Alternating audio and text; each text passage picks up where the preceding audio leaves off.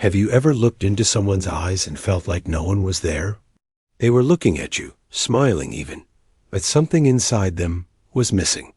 Not just emotion, not just connection, but something sacred, something unexplainable, something that made them feel truly human. It's a terrifying realization.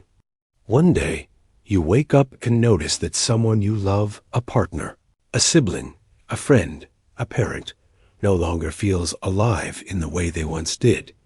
They speak, they laugh, they move, but deep within them, the light has gone dim. And the most haunting part? You can't always point to when it happened. It's like they disappeared gradually, silently, without anyone noticing, even themselves. We often think that losing your soul is something dramatic, tragic, or mystical. But what if I told you it's actually far more common than you think? What if I told you it happens every day, in ordinary homes, to ordinary people, and no one talks about it? These people don't look broken. In fact, some of them are successful, social, productive, but behind their eyes, there's a stillness that doesn't feel peaceful. It feels empty. This is the silent epidemic of soul loss, and it's spreading faster than we can understand. Today, we're going to explore the 9 hidden signs that someone has lost their soul. These signs are subtle, but once you see them, you'll never unsee them. They might be present in people around you. They might even be showing up in your own life. The first and most visible sign is emptiness behind the eyes. The eyes truly are the windows to the soul. A person whose soul is alive, even if they're tired, even if they're sad, has a kind of spark in their gaze, a presence, a sense of being there. But when the soul has gone quiet, their eyes lose depth. They might still smile, but the smile doesn't reach their eyes. They might respond to you, but it feels like you're talking to a distant echo. There's a kind of hollowness that words can't describe. If you've ever looked into someone's eyes and felt a strange, cold silence staring back, you may have already met someone who's lost touch with their soul. The second sign is a loss of awe, the inability to experience wonder. When we are connected to our soul, the world feels magical. We find beauty in the small things. Sunlight through trees, a child's laughter, music that gives us goosebumps. But when someone loses their soul, life begins to feel flat. They stop reacting to beauty. Nature feels boring. Art becomes pointless. Music has no emotional weight. The heart no longer stirs. It's as if the world has lost its color, and everything becomes transactional. Just tasks, just survival. Ask yourself, when was the last time you felt awe? When did something last make you stop and breathe and feel truly alive? The third sign is a disconnect from empathy.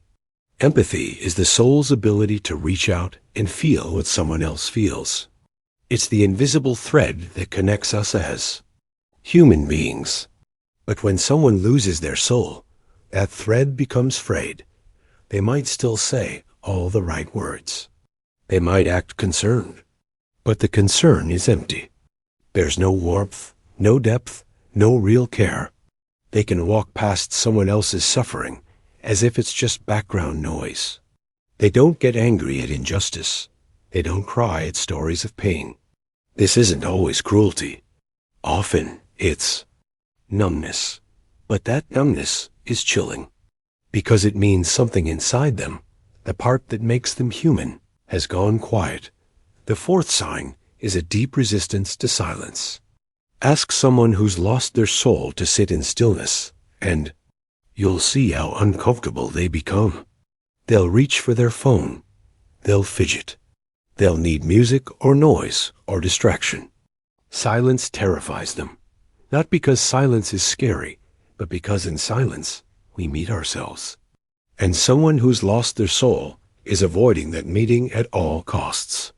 In the stillness, they might hear the voice they've buried. The voice that says, "Come back to me," the voice of the soul. Philosopher Blaise Pascal once said, All of humanity's problems stem from man's inability to sit quietly in a room alone. And he was right. Those who fear silence are often the ones furthest from themselves. The fifth sign is obsessive attachment to the material. It's not just about wanting nice things. It's about needing them to feel like they matter. When the soul is gone, people try to fill the emptiness with money, attention, possessions, or achievements. They measure their worth by what they have, not who they are. They become addicted to buying, achieving, consuming, but it never satisfies, because the hunger is not physical. It's spiritual, and the material world can't feed a spiritual need. No matter how much they gain, it never feels like enough. And so they keep chasing endlessly, trying to replace meaning with things. These first 5 signs are painful to see, but the next 4 are even more hidden, because they wear the mask of normalcy. They can exist in people who seem fine, people who are high-functioning, people who even look successful, but underneath the surface, their soul is still missing. The 6th sign is performative living. This person lives as a role, not a real person. They're always on, always playing a part. The perfect parent, the ideal employee, the fun friend. But when they're alone, they don't know who they are anymore. They've lost touch with their essence. They have no relationship with their inner world. They perform for approval, not out of authenticity. They live to please, to be accepted, to fit in. And somewhere along the way, their true self got lost. This isn't healthy adaptability. This is spiritual abandonment. Kierkegaard said it best. The greatest danger is losing yourself quietly, as if it were nothing at all. The 7th sign is the inability to receive love. This one breaks the heart, because even when someone loves them, deeply, honestly, they can't let it in. Compliments bounce off. Affection feels suspicious. Acts of kindness are doubted. They don't feel worthy of love, or they've forgotten what love feels like. So they push it away, or they sabotage it, or they numb themselves so they don't have to feel the fear of being close. This often comes from trauma, from being rejected, abandoned, or hurt when they were most vulnerable. They closed the doors of their heart to protect themselves, and now they don't know how to open them again. The 8th sign is moral numbness. This doesn't mean a person is evil. It means they no longer feel the weight of right and wrong. Their inner compass has broken. They can lie, cheat, or betray and feel nothing. They justify their actions. They blame others. They act without guilt. Sometimes they even appear charming or charismatic. But inside, something essential is missing. Martha Stout, who studied sociopaths, wrote, "Conscience is the voice of the soul. When that voice is gone, anything becomes possible." And that should scare us, because it means they are no longer connected to the part of them that understands what it means to be human.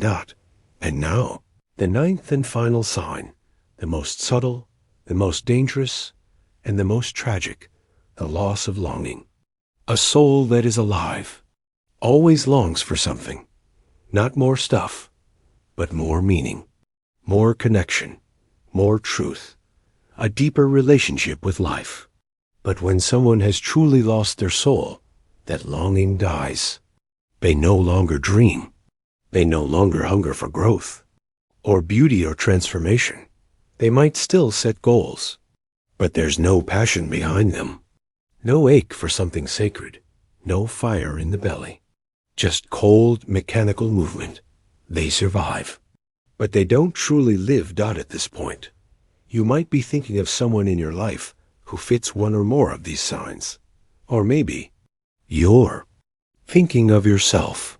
And if you are, please know this. The soul may be silent, but it is never destroyed. It waits. It hides behind the pain, under the masks, beneath the noise. And it is always calling you home. So how do we begin the journey? back, first, we must understand how the soul is lost in the first place. It doesn't vanish all at once. It's lost in pieces, slowly, through 1,000 tiny betrayals. A child who isn't seen or heard learns to hide themselves. A person who's shamed for crying learns to go numb. A dream that's laughed at is abandoned. One by one, the soul, fragments, not from dramatic trauma alone, but from the small, quiet moments when we learn that our true self is not welcome here. Modern society doesn't help. It teaches us to prioritize success over truth, achievement over stillness, image over essence. We're told to move on from our pain, to get over it, to perform, to smile, to scroll, to consume. And in that world, the soul can't breathe. It retreats. And people call that adulthood, but it's not. It's just spiritual amnesia in today's world. One of the most overlooked truths is that soul loss often hides behind a polished surface. We live in a culture that rewards appearance over authenticity, where people are praised not for how deeply they feel, but for how well they perform. We have learned to become experts at survival while forgetting how to live. The modern person may go years without noticing that their inner world has grown quiet, their spirit dimmed, their capacity for wonder drained dry. And this soul loss doesn't always come from a violent trauma. Sometimes it grows from 1,000 silent cuts. Every time we betray our truth to avoid rejection, every time we suppress an emotion to fit in, every time we ignore our pain to appear strong, we lose a fragment of our soul. Over time, this fragmentation becomes so familiar that we begin to mistake it for personality. We say, "That's just who I am." But what we're really describing is who we had to become to survive in a world that didn't see us. This is especially true for sensitive people, for dreamers, for those who felt deeply in a world that didn't value depth. The soul begins to hide when sensitivity is mocked, when stillness is misinterpreted as laziness, when imagination is dismissed as unrealistic. Many people were not raised to express their inner truth, but to suppress it, to be what others needed rather than who they truly were. This leads to a kind of spiritual self-abandonment that feels normal because it's so common. But beneath that normal surface lies a deep, aching hunger, not just for happiness, but for wholeness. A lost soul does not only suffer emotionally, but spiritually. They may look successful, but they don't feel real. They may be surrounded by people, but they feel alone. They may laugh, but the laughter doesn't echo in their chest. And in their quietest moments, when the noise fades, they feel a question rising inside them. Is this all there is? That question is not a crisis. It's a calling. The calling of the soul trying to return. When we ignore it, we fall deeper into spiritual fatigue, a condition that modern psychology is just beginning to understand. Spiritual fatigue feels like endless exhaustion with no medical cause. It feels like detachment from joy, a disinterest in dreams, a vague sadness you can't explain. It is the result of living too long in disconnection from our inner essence. And yet, the very systems that exhaust us also teach us that rest is laziness, that vulnerability is weakness, and that pain should be numbed, not explored. This is how the culture of soul loss survives, by making numbness seem normal and truth seem dangerous. But the soul cannot thrive in such conditions. It needs silence. It needs truth. It needs presence. It needs sacred connection to self, to others, to nature, to something larger than ego. And reconnecting to the soul is not a luxury. It is a necessity. When people reclaim their soul, they begin to live differently. Their priorities change. They no longer chase empty things. They become more sensitive, but also more powerful, because they no longer abandon themselves for approval. They may lose old relationships, but what they gain is deeper. Alignment, integrity, inner freedom. Reconnecting with the soul also brings us back into relationship with grief. Not just personal grief, but ancestral grief, cultural grief, even planetary grief. We begin to feel things we were never allowed to feel. Sadness for our lost childhood, anger for the silence we were forced into, tenderness for the child within us, who still waits to be seen. This is not weakness. It is sacred remembering. And in that remembering, a quiet miracle happens. The light begins to return. Slowly, gently, like dawn after a long night, the soul rises again. Not because we forced it, but because we finally made space for it. Space for truth, for tears, for stillness, for love that doesn't need to be earned. And this is where true healing begins, not in perfection, but in permission. The permission to feel again, to dream again, to long again, to be human again. Because the opposite of soul loss is not success. It's aliveness. And if you are willing to walk through the pain, the silence, the grief, you will find that your soul never left you. It was always waiting, just beneath the noise, the numbness, the rolls, waiting for you to remember. The soul is never truly gone.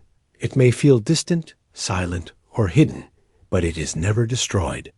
It can be bruised, it can be buried, but it cannot be erased, because the soul is not something fragile. It is something eternal. It is not a part of you. It is you. And no matter how long you've lived in disconnection, no matter how deep the numbness or how many years you've worn a mask, your soul still remembers who you are underneath it all. It waits, not with judgment, but with quiet patience. It does not rush or shame you.